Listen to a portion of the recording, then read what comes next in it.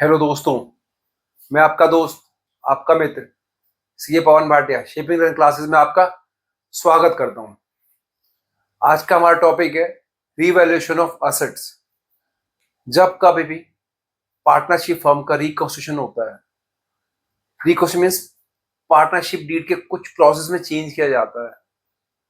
Like partners के profit sharing ratio में change हुआ है, कोई पार्टनर आया है, कोई पार्टनर गया है, किसी पार्टनर की डेथ हो गई है, किसी भी रीजन से पार्टनर्स के अगर प्रॉफिट शेयरिंग रेशियो में चेंज होता है तो पार्टनर्स ये चाहते हैं कि जिस दिन ये चेंज हो रहा है उस दिन हमारी बुक्स में जो असेट स्टैंड कर रही हैं उनकी मार्केट वैल्यू क्या है, हमारी बुक्स में जो लायबिलिटी स्टैंड कर रही हैं उनकी मार्केट वैल्यू क्या है। कोई ऐसी असेट तो नहीं है जो बुक्स में प्रेजेंट नहीं हो रखी और हमारे पास है, कोई ऐसी लायबिलिटी तो नहीं है जो बुक्स में नहीं है और हमारे पास स्टैंड कर रही है, हमने किसी को पे करना है। उन सब बातों का जायजा लिया जाए, उन सबको रिवैल्यूट किया जाए और बुक्स को वो दर्जा दिया जाए जो उस समय होना चाहिए।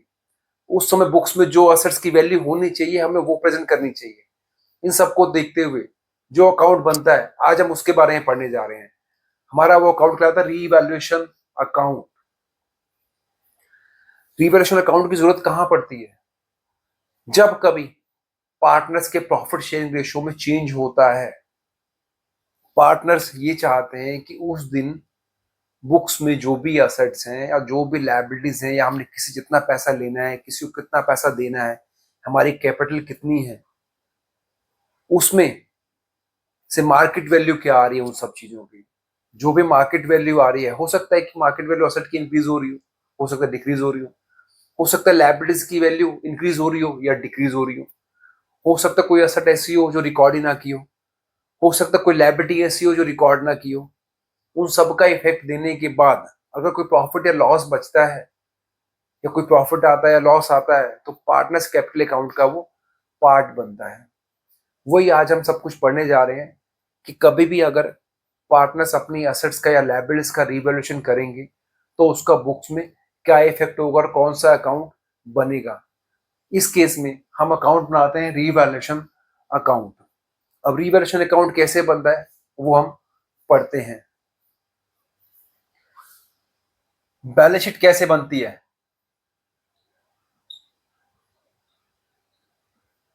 बैलेंस शीट देखिए आपने, बैलेंस शीट टू साइड्स होती है हमारी। एक होती है लायबिलिटी साइड,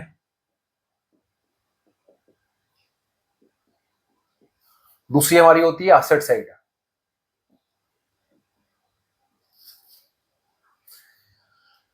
असेट्स में क्या क्या आता है?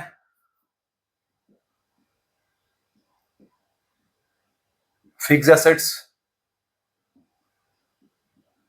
Current assets, loan and advances और मिसलेनियस असेट्स। लायबिलिटी साइड में क्या आता है आपका?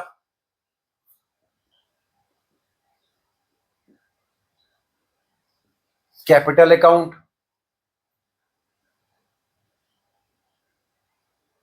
रिजर्व्स,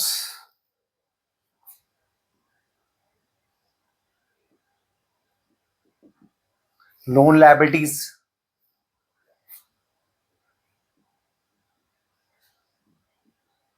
करंट करंट लायबिलिटीज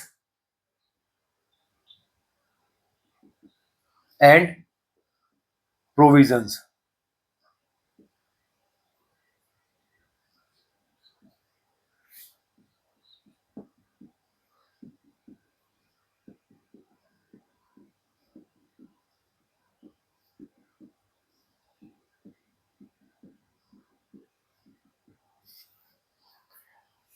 ये हमारी रफली बैलेंस शीट एक है। एक डे को पार्टनर ने डिसाइड किया कि हमारा प्रॉफिट शेयरिंग रेशियो चेंज हो जाएगा, जो पहले चल रहा था उसको बदल के हम ये रेशियो अब रखेंगे। और उस दिन पार्टनर्स की बैलेंस शीट ये कह रही है, पार्टनरशिप फर्म की बैलेंस शीट हमारे पास इस तरीके से बनी हुई है। पार्टनर से देखा फिक्स असेट्स भी हैं उनके पास, करंट असेट्स भी हैं, लोन एडवांसेस भी हैं, असेट्स भी हैं। लायबिलिटीज में भी ये सब चीजें थी। अब उन्होंने ये जानना चाहा कि हम ये जानना चाहते हैं कि हमारी जो बुक्स में जो जो चीज है उसकी मार्केट वैल्यू क्या है, मार्केट वैल्यू अप हुई है या डाउन हुई है, लायबिलिटीज इंक्रीज हुई है या डिक्रीज हुई। उन सब चीजों का इफेक्ट हमें अपनी बुक्स में देना है। आपको ये पता है जितनी भी एसेट्स होती हैं, assets always have debit balance, और जितनी भी लायबिलिटीज होती हैं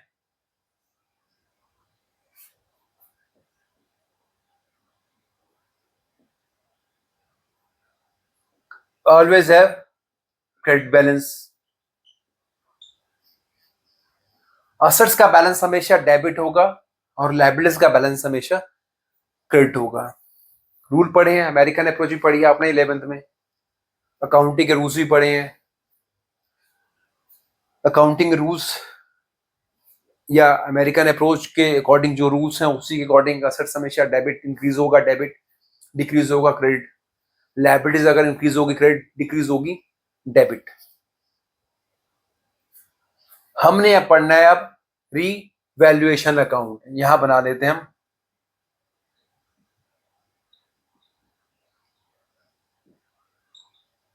revaluation account.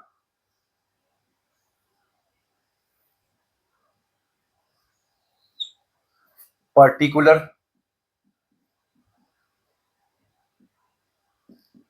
Amount, particular amount कहता है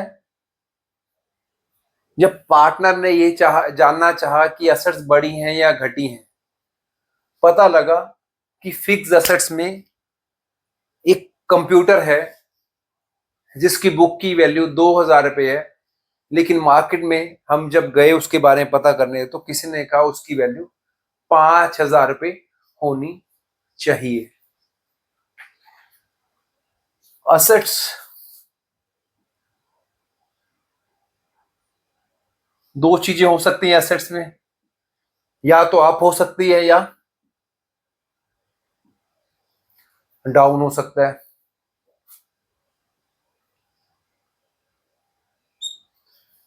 जब असेट अप होगा तो क्या होगा, डेबिट होगा। जब असेट डाउन होगा तो क्या होगा, क्रेडिट होगा। आपको ये तो पता लग गया कि एसेट्स अप हो रही है तो डेबिट हो रही है, यानी कि हमारे पास क्या आ रहा है,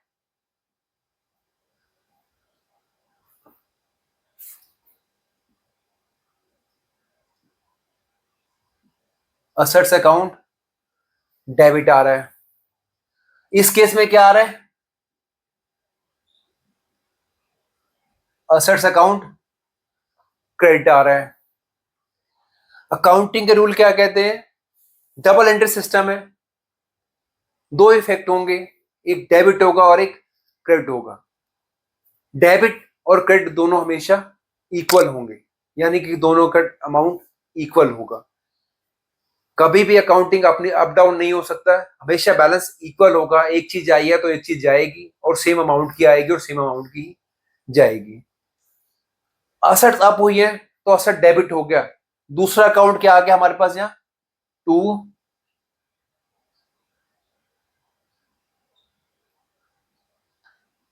रिवैल्यूएशन ऑफ असेट्स। यहां हमें क्रेडिट पता लग गया, असेट डाउन है, क्रेडिट हो गई है। दूसरा अकाउंट क्या आ गया डेबिट में,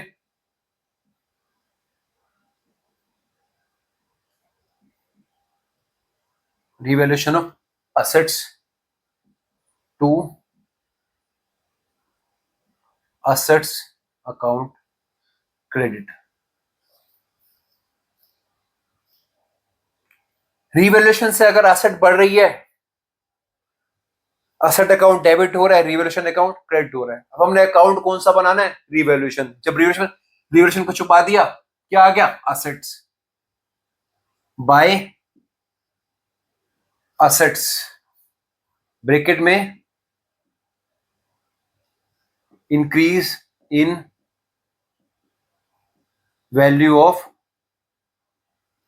असेट्स, क्योंकि इनकम बन गई आपकी, असेट्स की वैल्यू बढ़ गई तो आपके लिए प्रॉफिट हो गया। और अकाउंटिंग रूल क्या करता है, all the profits, gains and incomes are credit, इसलिए वो क्रेडिट हो गया। अगर असेट्स की वैल्यू डाउन हो गई तो फर्म के लिए लॉस हो गया।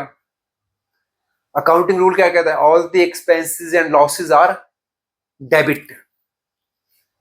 रिवैल्यूएशन अकाउंट बन रहा है, रिवैल्यूएशन छुपाया, टू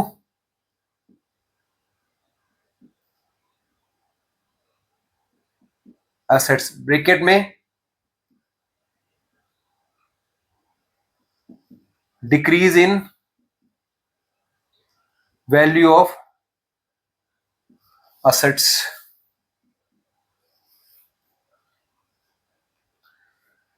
ऐसे ही लायबिलिटी के लिए भी होगा,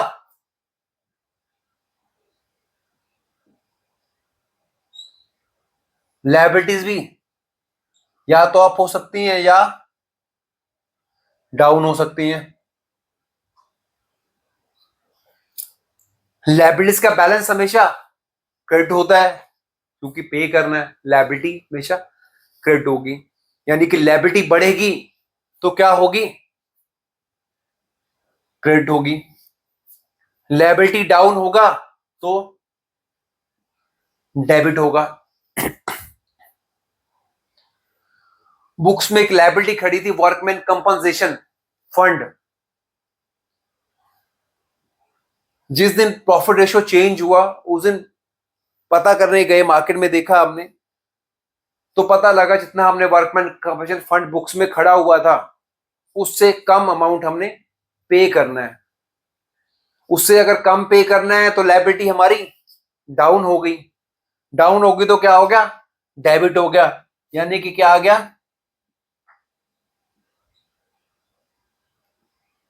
decrease in value of liability account, debit. दूसरा अकाउंट क्या आ गया आपके पास, टू रिवैल्यूएशन अकाउंट क्रेडिट। और अगर यही वैल्यू वर्कमैन कंपनसेशन फंड ज्यादा हो रहा होता तो लायबिलिटी हमारी इंक्रीज होती, लायबिलिटी इंक्रीज होगी तो क्रेडिट हो जाएगा, क्या आ जाएगा, increase in value of liability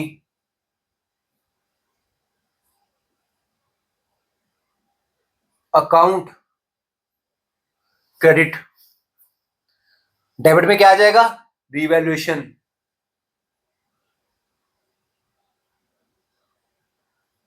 revaluation account debit. Liability बढ़ेगी तो एक्सपेंडिचर बढ़ गए, यानी कि एक्सपेंसेस बढ़ गए, लॉसेस बढ़ गए, इसलिए वो डेबिट होगी। लायबिलिटी कम होगी, एक्सपेंसेस कम हो गए, लॉसेस कम हो गए, प्रॉफिट में कन्वर्ट हो गए, इसलिए वो क्रेडिट हो गए। इसको पोस्ट करते हैं अब रिवैल्यूएशन अकाउंट में। रिवैल्यूएशन अकाउंट को छुपाया, क्या बना, टू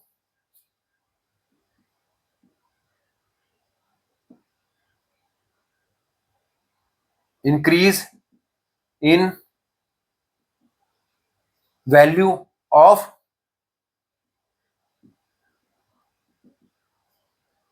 लायबिलिटी। यहां रिवैल्यूएशन छुपाया, डिक्रीज, क्योंकि इनकम बनी डिक्रीज होने से, by decrease in value of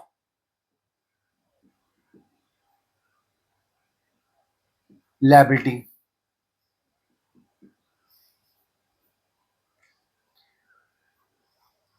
ये दो पोजीशन हो गई। तीसरा,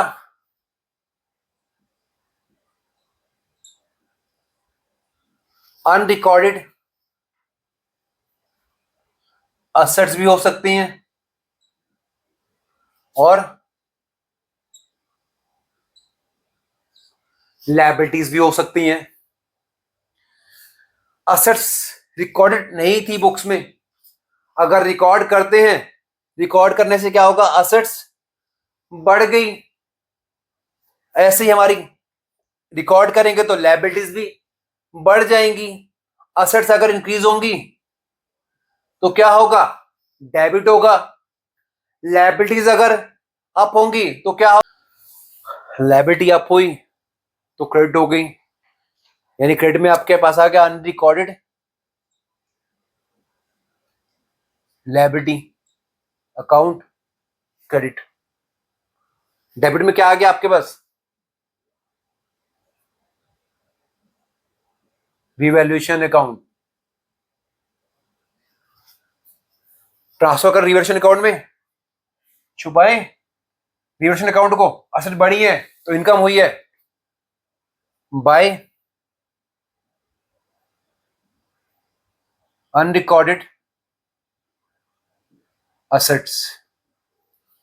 लायबिलिटीज के लिए रिवैल्यूएशन को छुपाया, लॉस हुआ है, to unrecorded liabilities. Credit side आपकी इनकम साइड है, डेबिट साइड आपकी एक्सपेंस साइड है। इनकम साइड टोटल किया, एक्सपेंस साइड टोटल किया, दोनों का डिफरेंस चेक किया। अगर इनकम ज्यादा है, एक्सपेंस कम है तो प्रॉफिट हुआ। एक्सपेंस ज्यादा है, इनकम कम है तो लॉस हुआ। टू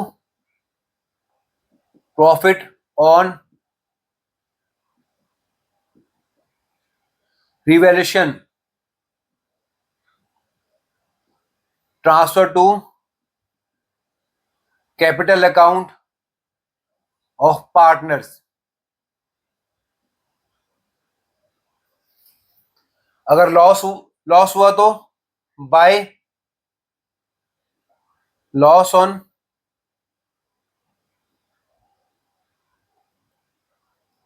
रिवैल्यूएशन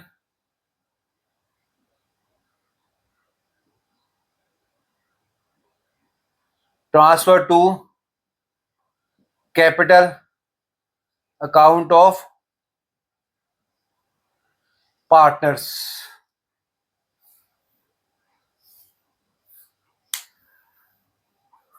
कुछ नहीं है टॉपिक में, बहुत इजी टॉपिक है।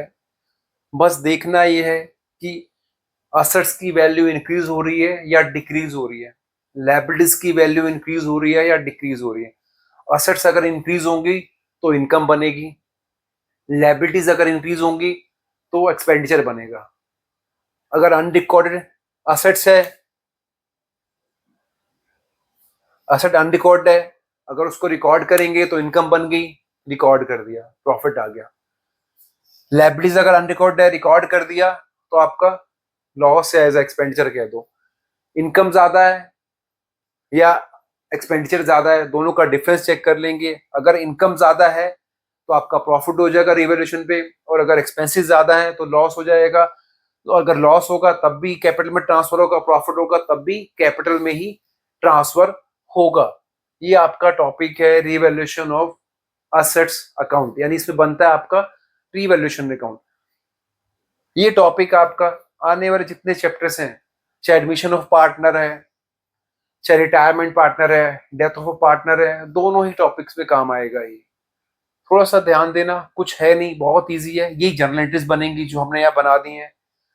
हो सकता है क्वेश्चन में आपसे पूछ ले कि पास necessary journal entries for revaluation of assets और रिवैल्यूएशन ऑफ लायबिलिटीज, तो ये आपकी एंट्रीज बनती हैं। ये टॉपिक हमारा ओवर हुआ यहाँ पे।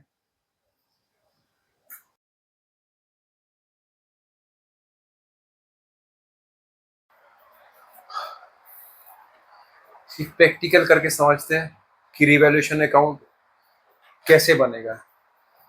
A, B and C are partners sharing profit and losses in the ratio of 3:3:2. Their balance sheet as at 31st March 2023 was as follows. Balance sheet में लायबिलिटीज हैं, असेट्स हैं, लायबिलिटीज में creditors दिए हुए 24,000 के, जनरल रिजर्व में 36,000 का, capital account है ए बी और सी का 2 लाख 150 और 150। असेट्स में कैश एट बैंक है 37,000 का, डेटर्स है 44,000 के, स्टॉक है 1,20,000 का, मशीनरी है 1,59,000 की और बिल्डिंग है 2 लाख रुपीज का।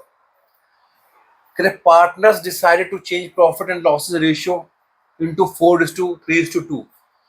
पार्टनर्स ने डिसाइड किया कि रेशियो चेंज करेंगे 4:3:2 में, फ्रॉम 1:4:20:2:3। और रेशियो को चेंज करने के लिए एग्रीड किया गया है। स्टॉक का वैल्यूएशन बुक में जो भी दिया हुआ है हमें मतलब नहीं है, लेकिन अब हमने वैल्यूएशन करना है 1,10,000 रुपए का। जो मशीनरी की वैल्यू है उसके ऊपर डेप्रिसिएशन लगाना है 10%। प्रोविजन फॉर बैड डेट्स बनाना है 5% ऑन डेटर्स। एक लायबिलिटी है 2,500 रुपीज की जो आपको पे नहीं करनी है, जो क्रेडिटर्स में इंक्लूड करी हुई है। Prepare revaluation account. पॉइंट 2 भी दिया हुआ, प्रिपेयर रिवाइज बैलेंस शीट। तीसरा भी दिया हुआ, prepare revise balance sheet if partners do not want to distribute reserves between them. Partners reserve को डिस्ट्रीब्यूट नहीं करना चाहते हैं तब भी बैलेंस शीट बनाएं। जब क्वेश्चन में कुछ भी मेंशन नहीं होगा तो कोई भी रिजर्व्स होंगे डिस्ट्रीब्यूट होंगे पार्टनर्स में ओड रेशियो में। इससे पहले वाले लेक्चर में हमने पढ़ा था कि जब रेशियो चेंज हुआ है उस समय अगर कोई भी रिजर्व्स है पार्टनर्स में डिवाइड हो जाएंगे। वर्कमैन कंपल्सन फंड के बारे में ही पढ़ा, इन्वेस्टमेंट फ्लक्चुएशन फंड के बारे में ही पढ़ा हमने, और उसका इफेक्ट हमने यहाँ शो करना है। स्टार्ट करते हैं answer.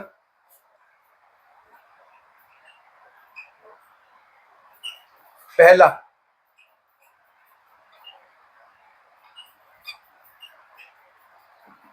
Revaluation account.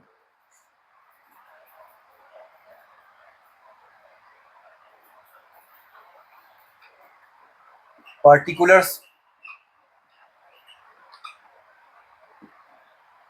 rupees, particular rupees। क्या स्टॉक 1,10,000 रुपए का हो गया, बुक्स में कितना है स्टॉक 1,20,000 रुपए का। नोट बनाते हैं,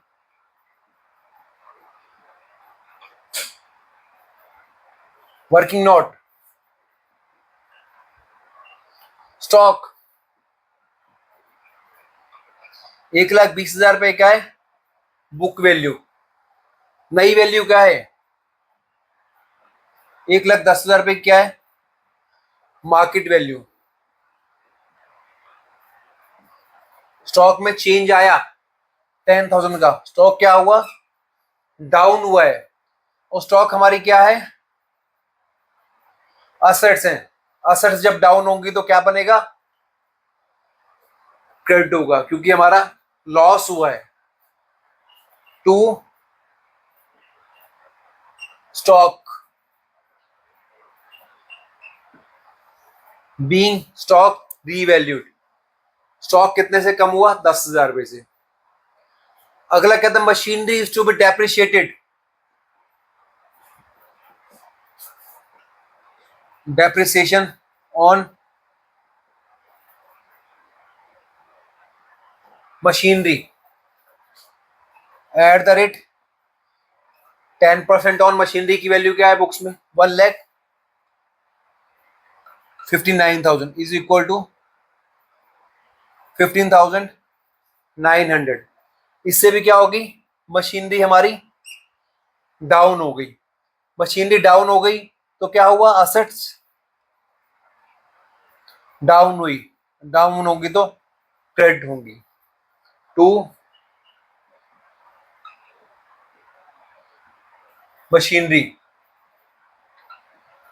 15,900। बैड डेट्स के लिए प्रोविजन बनाना है।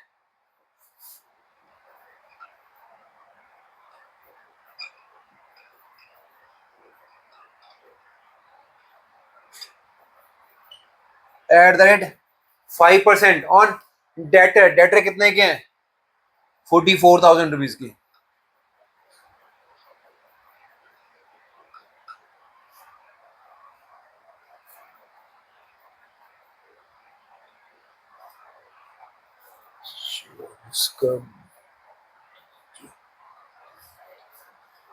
To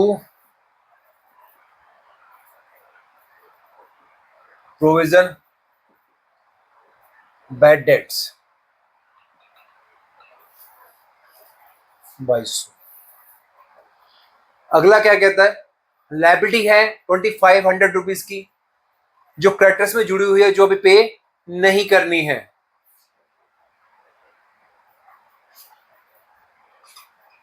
liability not to be paid rupees 2500। इससे क्या हुआ, लायबिलिटीज डिक्रीज होगी। लायबिलिटी डिक्रीज होगी तो क्या होगा, इनकम बनी। इनकम क्या बनी, क्रेडिट हुई बाय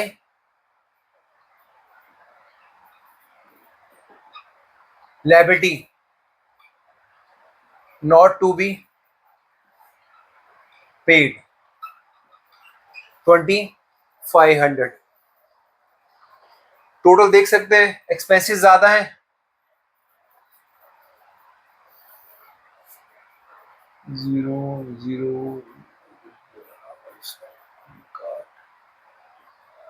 28,100 बाय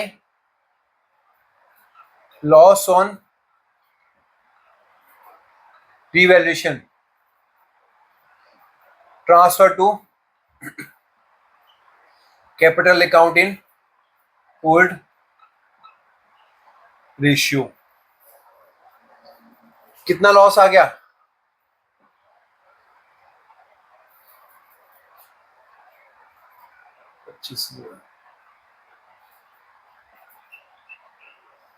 25,600 ए बी और सी में। रेशियो क्या है, 3:3:2।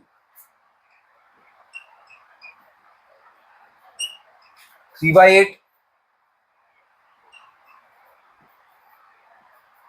3/8 2/8।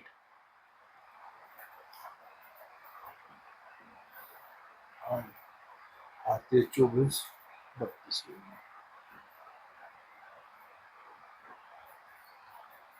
6400 9600 और 9600।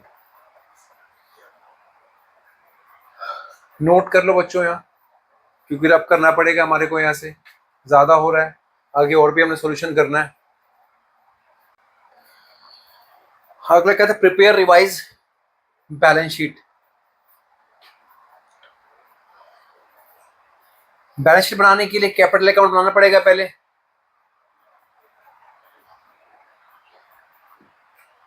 Revise balance sheet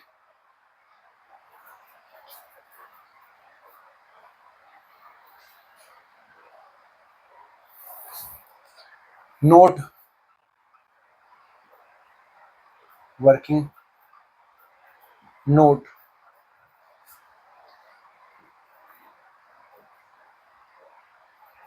partners capital account A B C, A B and C by balance BD यहाँ पर लिख देते A B C particulars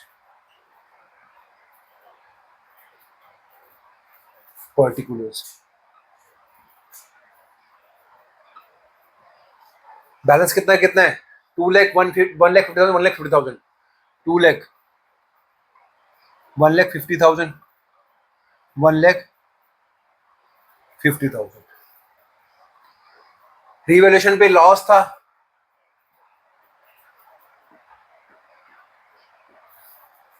to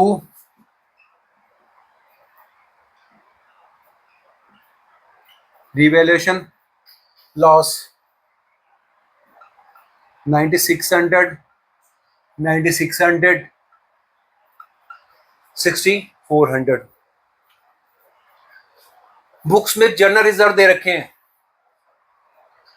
इससे पिछली क्लास में हमने समझा था अगर पार्टनरशिप फर्म रिकॉन्स्टिट्यूट होती है, प्रॉफिट शेयरिंग रेशियो में कोई भी चेंज होता है तो उससे पहले बुक्स में जो भी रिजर्व्स होंगे ओल्ड पार्टनर्स में ओल्ड रेशियो में डिस्ट्रीब्यूट हो जाएंगे, यानी कि रिजर्व्स डिस्ट्रीब्यूट हो जाएंगे between partners in ratio 3:2 by journal reserve. 36,000 क्या है? 3:2 में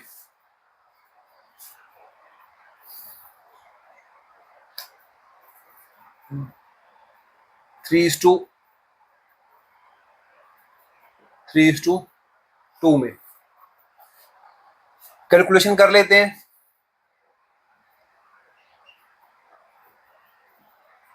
3/8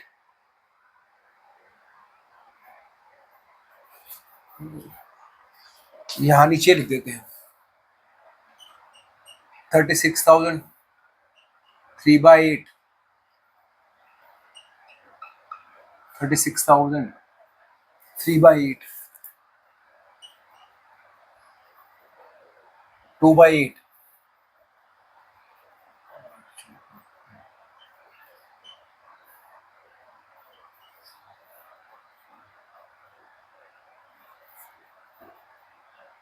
9,000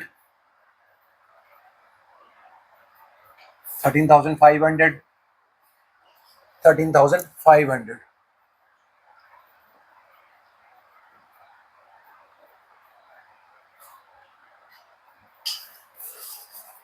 ये रिजर्व डिस्ट्रीब्यूट हो गए आपके। बैलेंस शीट में ऐसा और कोई आइटम नहीं है जो डिस्ट्रीब्यूट हो। क्लोजिंग कैपिटल निकाल लेते हैं, टोटल करते हैं 1,59,000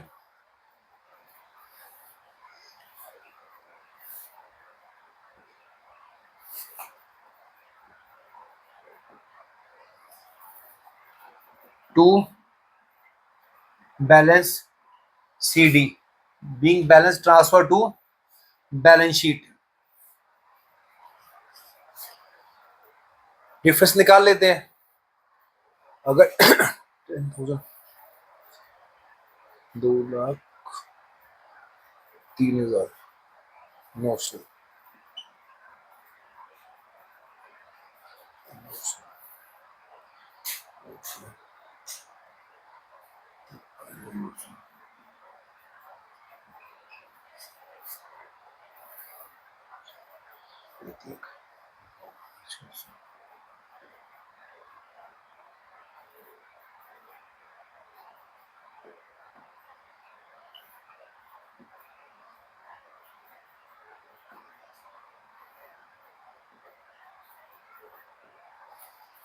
ये आ गया आपकी क्लोजिंग कैपिटल। बैलेंस शीट बनाते हैं। सबसे पहले एसेट देख लेते हैं। कैश एट बैंक लिख देते हैं पहले। Liabilities rupees, assets. Cash at bank में कोई चेंज हुआ है?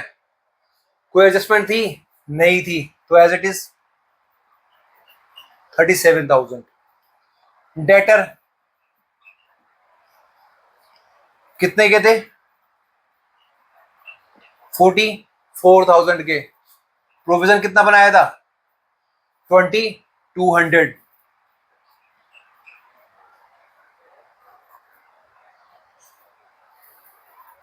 स्टॉक रिवैल्यूड कितने पे किया? 1,10,000।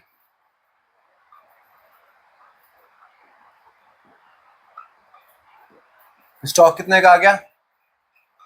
1,10,000 का। मशीनरी कितने की थी? डेप्थ कितना लगाया था?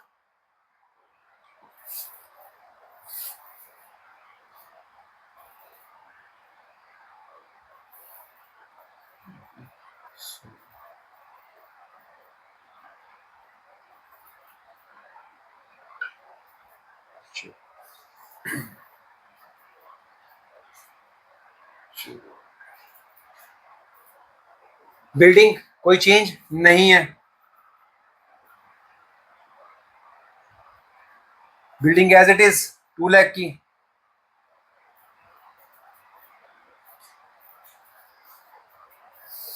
लायबिलिटी साइड में आते हैं। सबसे पहले क्रेडिटर्स 24,000 के हैं। एक लायबिलिटी ऐसी है जो 2,500 के, जो पे हमने नहीं करनी है। Journal reserve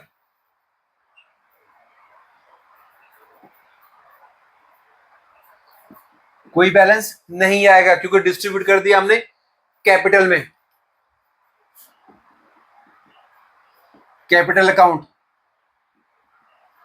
A B and C. A capital 203,900, B की 163,500, सी की 152,600।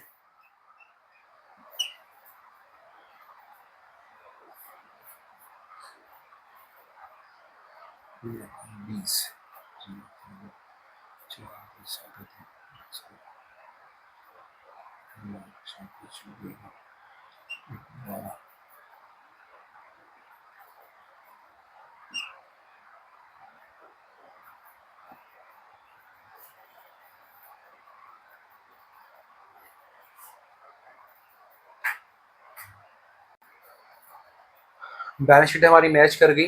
रिवाइज बैलेंस शीट ये बन गई। टोटल आया 5,31,900, 5,31,900। दो पार्ट हो गए। फर्स्ट पार्ट में रिवैल्यूएशन अकाउंट बनाया था हमने, वो भी देख लिया। सेकंड पार्ट में हमने बनाया रिवाइज बैलेंस शीट, जब रिजर्व्स को भी हमने डिस्ट्रीब्यूट किया बिटवीन पार्टनर्स, तो ये बैलेंस शीट हमारी बनी। तीसरा क्या था? Prepare revise balance sheet if partners do not want to distribute reserves between them.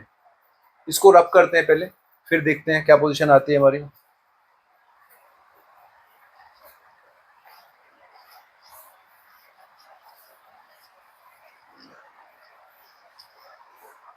Answer third part का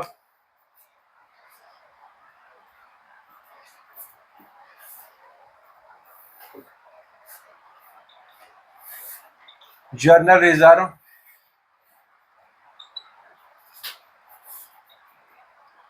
not to be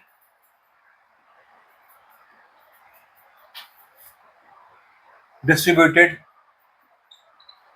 between partners। इससे लास्ट क्लास में हमने पढ़ा था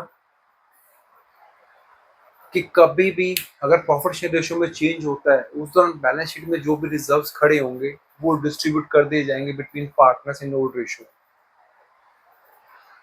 अब रेशियो चेंज हुआ है। रेशियो चेंज होने से किसी पार्टनर ने हो सकता है गेन किया हो सकता है किसी पार्टनर ने लॉस किया हो, सेक्रीफाइस किया हो।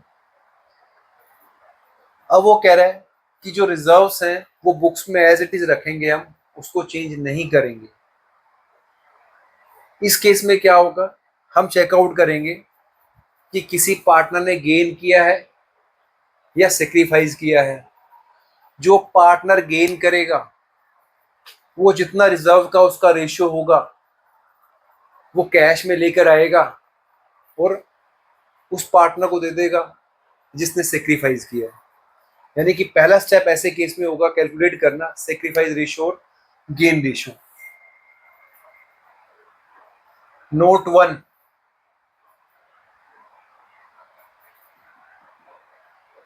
कैलकुलेशन ऑफ सेक्रीफाइसिंग और गेनिंग रेशियो। बैलेंस शीट हमारी मैच कर गई, रिवाइज बैलेंस शीट ये बन गई। टोटल आया 5,31,900, 5,31,900। दो पार्ट हो गए। फर्स्ट पार्ट में रिवैल्यूएशन अकाउंट बनाया था हमने, वो भी देख लिया। सेकंड पार्ट में हमने बनाया रिवाइज बैलेंस शीट, जब रिजर्व्स को भी हमने डिस्ट्रीब्यूट किया बिटवीन पार्टनर्स, तो ये बैलेंस शीट हमारी बनी। तीसरा क्या था, prepare revise balance sheet if partners do not want to distribute reserves between them. इसको रब करते हैं पहले, फिर देखते हैं क्या पोजीशन आती है हमारी।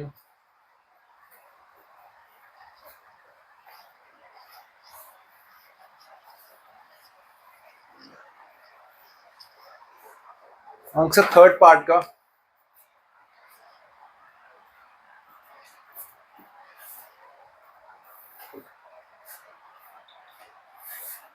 Journal reserve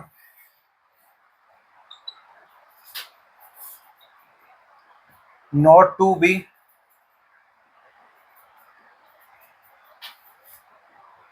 distributed between partners। इससे लास्ट क्लास में हमने पढ़ा था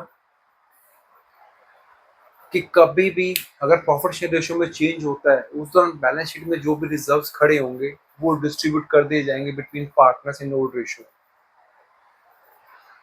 अब रेशियो चेंज हुआ है, रेशियो चेंज होने से किसी पार्टनर ने हो सकता है गेन किया हो सकता है किसी पार्टनर ने लॉस किया हो, सेक्रीफाइस किया हो।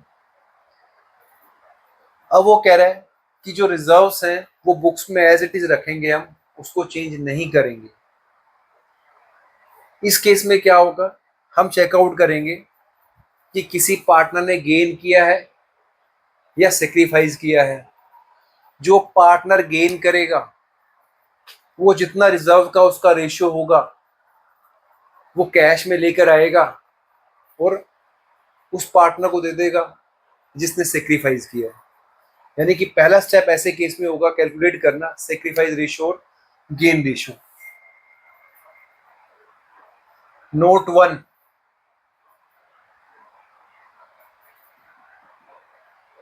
कैलकुलेशन ऑफ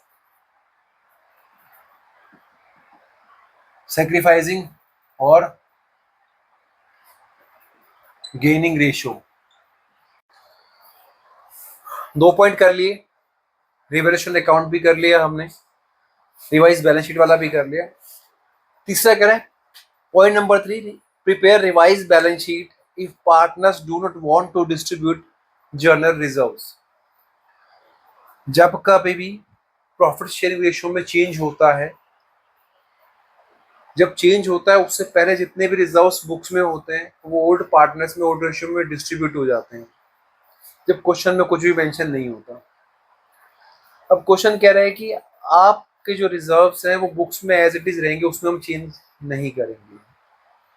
इसके लास्ट लेक्चर में भी हमने पढ़ा था रेशियो चेंज होने पर बुक्स में अगर कोई रिजर्व्स है उसका ट्रीटमेंट कैसे करेंगे। If partners decided to show reserves in balance sheet and if they do not want to show this in balance sheet। पहले वाला केस था, उस केस में क्या था, पार्टनर्स ने बैलेंस शीट में रिजर्व्स नहीं दिखाए, हमने ये मान लिया। अब कह रहे हैं वो रिजर्व्स दिखाएंगे। जब ऐसा केस आएगा तो सबसे पहले हमें चेकआउट करना होगा प्रॉफिट शेयरिंग रेशियो में चेंज होने से किस पार्टनर को गेन हुआ, किस पार्टनर को सेक्रीफाइस हुआ। जो पार्टनर गेन करेगा वो सेक्रीफाइस पार्टनर को रिजर्व्स के रेशियो में अमाउंट पे करेगा, यानी कि उसकी कैपिटल कम हो जाएगी जो गेन करेगा, और जो सेक्रीफाइस करेगा उसकी कैपिटल इंक्रीज हो जाएगी। यानी कि पहला स्टेप क्या आता है पॉइंट नंबर 3 में, कैलकुलेशन ऑफ सेक्रीफाइसिंग और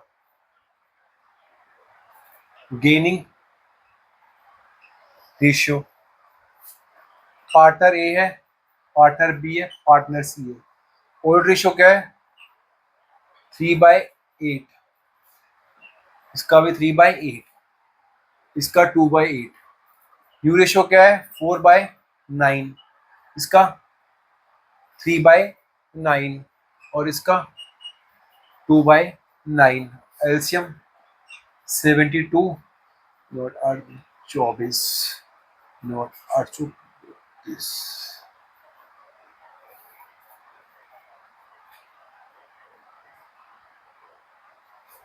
5/72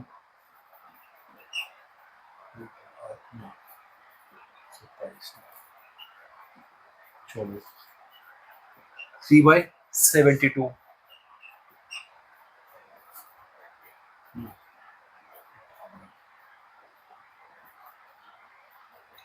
2/72। ये आ रहे हैं नेगेटिव, ये आ रहे हैं पॉजिटिव। इसने गेन किया 2500 का। This will be distributed between sacrificing partner in their sacrificing ratio.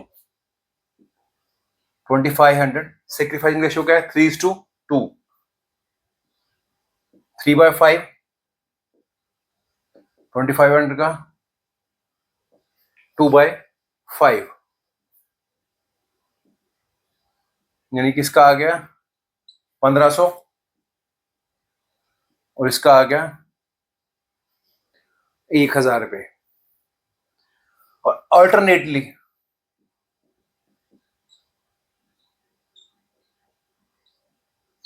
इसको कैसे कैलकुलेट कर सकते हैं? और रिजर्व टोटल कितने हैं? 36,000 के। उसमें कितना इसका? 3/72। रिजर्व कितने हैं? 36,000 के। इसका कितना है? 2/72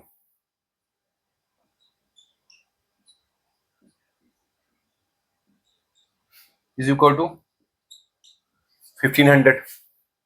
इसका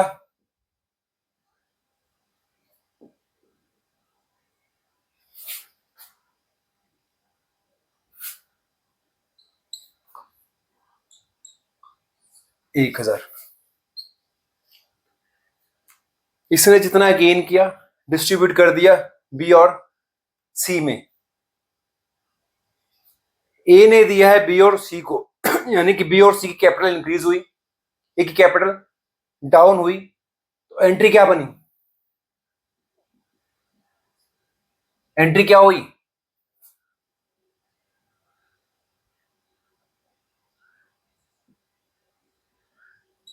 एज कैपिटल अकाउंट डेबिट कितने से? 2500 से। टू बीस कैपिटल अकाउंट क्रेडिट 1500 से। To C capital account credit 1000 से। वर्किंग नोट नंबर 1 भी बन गया, वर्किंग नोट नंबर 2 भी बन गया। रिवैल्यूएशन अकाउंट पहले बना चुके हैं, वो एज इट इज बनेगा। अब बात बनेगी कैपिटल अकाउंट और फाइनल बैलेंस शीट की। कैपिटल अकाउंट बनेगा, फिर फाइनल बैलेंस शीट बनेगी। रिवैल्यूएशन का लॉस हमारा बना था ए का 9600, बी का 96, सी का 6400। रिजर्व का शेयर गेनिंग पार्टनर ए पे करेगा बी और सी को। ए के 2500 माइनस हुए, बी के 500 प्लस हुए, सी के 1000 प्लस हुए।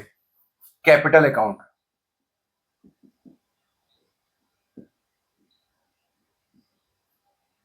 Of partner, partner A, partner B, partner C. Partner A, partner B और पार्टनर सी।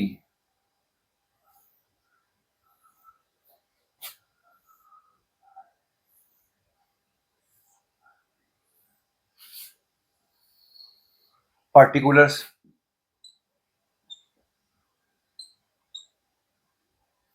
पार्टिकुलर्स बैलेंस कितना है? By balance C D 2 lakh 1,50,000, 1,50,000। Revaluation का लॉस 2,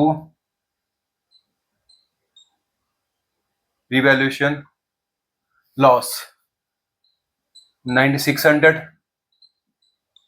9,600, 6,400। ए ने दिया है शेयर रिजर्व्स का बी और सी को, बी और सी को छुपाएं तो बाय इज कैपिटल। कितना कितना, इसको कितना मिला 1,500, इसको 1,000। To B capital, to C's capital. कितना कितना दिया है इन्हें 1,500, 1,000। और तो कोई एंट्री होनी नहीं है यहाँ पे, क्लोजिंग बैलेंस निकाल दें।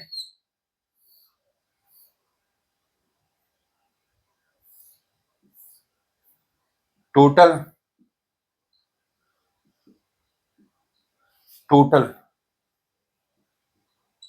2 लाख, 1,51,500, 1,51,000।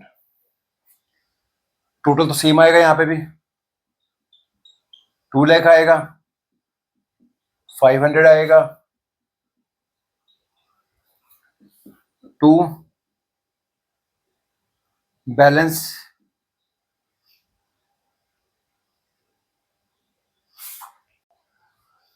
कैपिटल के बैलेंसेस हमारे पास आ गए ए बी और सी के। New solution balance sheet,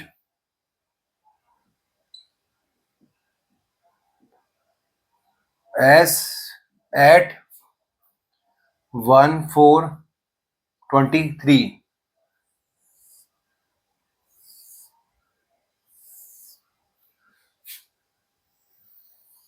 liabilities amount, assets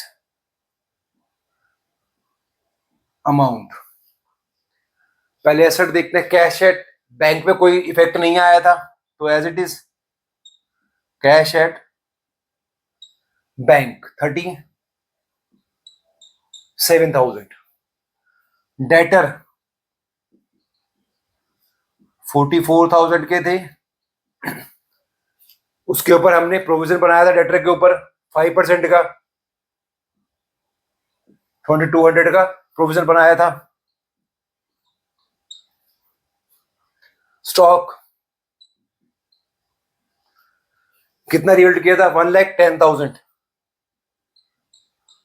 120 था लेकिन रिवल्ट किया 110। मशीनरी, मशीनरी 159 की थी, डेप्रेशन लगा था 15,900।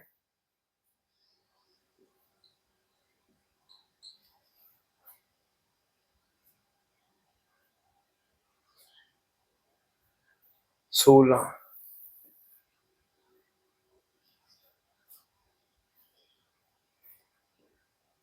बिल्डिंग कोई चेंज नहीं था, as it is 2 lakh rupees total आ जाएगा ये। लायबिलिटीज में क्रेडिटर्स कितने के थे, क्रेडिटर्स 24,000 के, लेकिन एक अमाउंट था 2,500 जो हमें पे नहीं करना है तो वो लायबिलिटी नहीं रही है हमारे पास।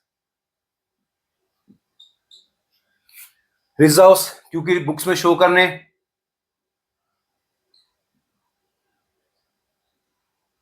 एज इट इज रहेंगे रिजर्व्स 36,000 के। कैपिटल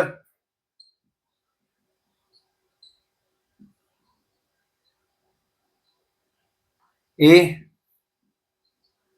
बी और सी की, ए की 187,900, बी की 141,900, और सी की 144,600।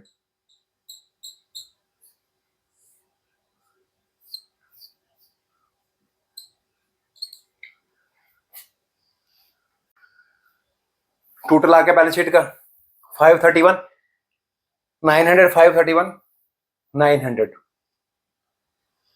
सेम लॉजिक है, सेम मेथड है, वैसा ही रिवैल्यूएशन अकाउंट बनेगा। गेनिंग सेक्रीफाइस रेशियो पहले पढ़ चुके हैं, वैसे ही निकलेंगे। जो पार्टनर गेन करेगा वो जो अपना शेयर होगा रिजर्व्स में उसका, वो पे करेगा सेक्रीफाइसिंग पार्टनर्स को इन देयर सेक्रीफाइसिंग रेशियो में। वो उनके कैपिटल अकाउंट में ट्रांसफर हो जाएगा, कैपिटल चेंज हो जाएगी और ये आपकी नई बैलेंस शीट रेडी है। दोस्तों आज हमारा पार्टनरशिप अकाउंट का सेकंड चैप्टर भी कवर हो गया, change in profit sharing ratio. जितने कॉन्सेप्ट हमने यहाँ पढ़े सारे कॉन्सेप्ट आने वाले चैप्टर्स में काम आएंगे। आगे हम स्टार्ट करेंगे पार्टनरशिप का third chapter, admission of a partner. लेकिन उससे पहले मैं आपको एक बार फिर कहना चाहूंगा, अभी तक जो 2 चैप्टर हमने पढ़े हैं वो पार्टनरशिप अकाउंटिंग का बेस है। आप उनको थली पढ़िए, कहीं भी कोई डाउट आ रहा है, समझ नहीं आ रहा है, समझ नहीं पा रहे हो, तो वीडियो देखते हुए भी हमें मैसेज करें। हमारा मेल आईडी भी है shapinglearners@gmail.com, उस पर मेल करें, आपको जरूर रिवर्ट मिलेगा। आप इस तरह के 1-2 क्वेश्चंस अपनी बुक में से कर सकते हैं। हम भी आपको प्रैक्टिकल्स देंगे स्लाइड में, लेकिन थोड़ा सा रुक कर अभी 1-2 चैप्टर और कर लें, पार्टनरशिप के स्लाइड्स देंगे आपको करने के लिए, ताकि आप प्रैक्टिकल भी समझ सकें, कर सकें इजीली। आप हमें इतना प्यार दे रहे हैं, हमारी वीडियोस को लाइक कर रहे हैं, हमारी वीडियोस को देख रहे हैं, उससे आप समझ रहे हैं, हमें बहुत खुशी हो रही है। तो आप जितना हमें प्यार देंगे हम कोशिश करेंगे आपको उतना ही अच्छे से पढ़ाएं और ज्यादा एफर्ट लगाएं पढ़ाने में, ताकि आपको एक ही कॉन्सेप्ट अकाउंटिंग का मगअप ना करके अच्छे से समझाएं। आपको कभी भी कॉन्सेप्ट को याद नहीं करना, कॉन्सेप्ट को जस्ट समझना है। जिस दिन आपने कंसेप्ट समझने की टेक्निक अपने माइंड में सेटअप कर ली, उस दिन आप अकाउंट की महारत हासिल कर लिया। अकाउंट को जितना मगअप करेंगे वो आपसे उतना ही दूर भागेगा। जितना आप उसको समझेंगे, उतना आप उसको प्यार करेंगे, वो आपको उतना प्यार करेगा। आज के लिए इतना ही। हमें प्यार देते रहिए, हमारी वीडियोस देखते रहिए। प्लीज हमें सब्सक्राइब कीजिए, लाइक कीजिए, हमारी वीडियोस को शेयर कीजिए। आपका बहुत बहुत धन्यवाद।